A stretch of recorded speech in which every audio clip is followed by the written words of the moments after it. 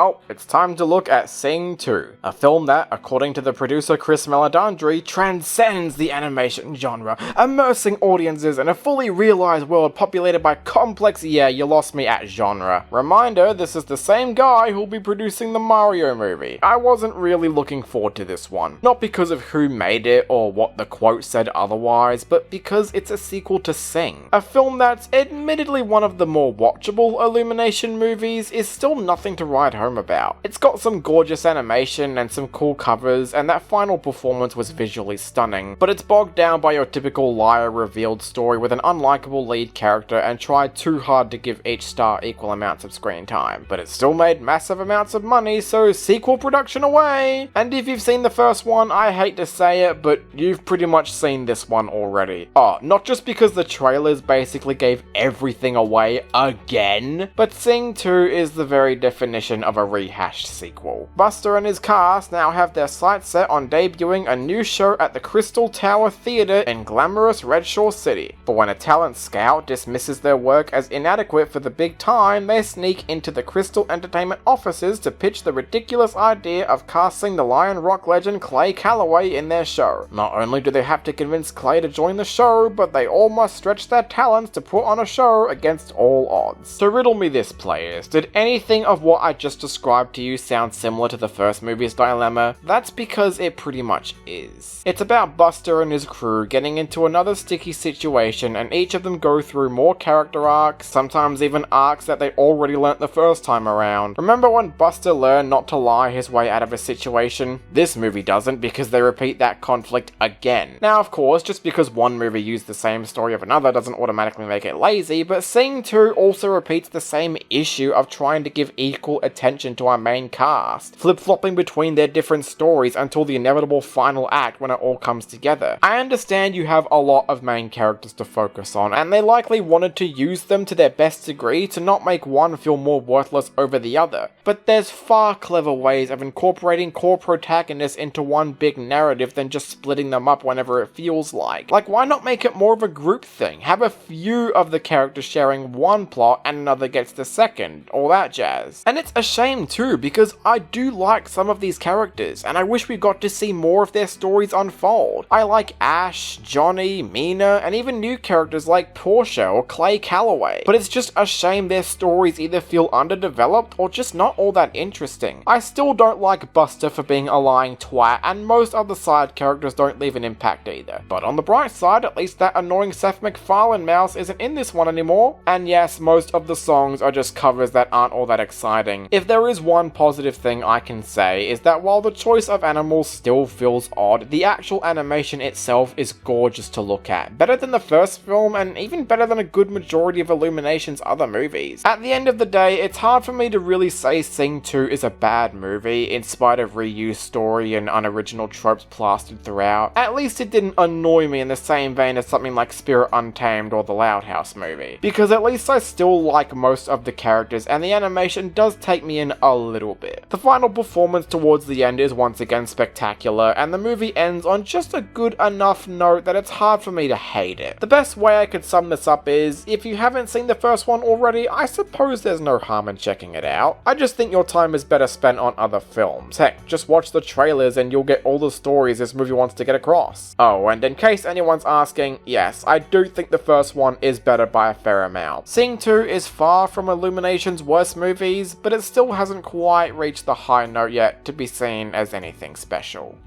And folks, that's it for the mainline animated movies of 2021. What did I think of the year in general? Honestly, it was pretty bad. Don't get me wrong, there were some standouts like Encanto, Mitchells vs. Machines, and so on, but there was a large number of bad ones as well. It didn't just have Tom and Jerry, which I already looked at last year, but other movies like Space Jam 2, Spirit Untamed, Raya and the Last Dragon, or especially Addams Family 2 were just horrible to sit through. And I don't think there were enough spectacular movies to really save it. 2020 may have had less movies, but it also had better movies as well. I'll save that for the end of my popular vote. Either way, look forward to that, and keep on playing, everybody.